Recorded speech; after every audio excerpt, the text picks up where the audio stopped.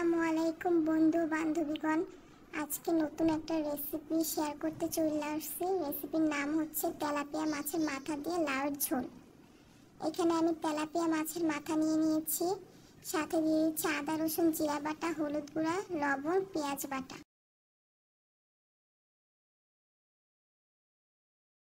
দিচ্ছি সরিষার তেল।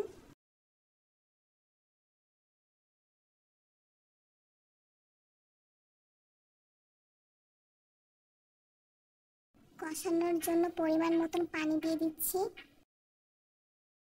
সব কিছুকে ভালোভাবে কষিয়ে নিব। কষানো হয়ে গেলে আগে থেকে কেটে রাখা লাউগুলো দিয়ে দিচ্ছি। আমি এখানে তেলাপিয়া মাছের মাথা দিয়ে রান্নাটা করছি, আপনারা চাইলে যে কোনো মাছের মাথা দিয়ে এটা করতে পারেন, সেম প্রসেসে।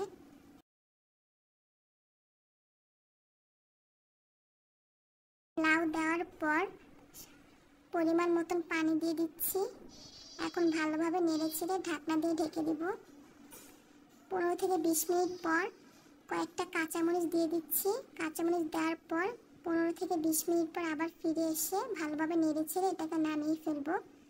রেসিপিটি ট্রাই করে অবশ্যই আমাকে জানাবেন কেমন লেগেছে আপনাদের কাছে এই রেসিপিটি।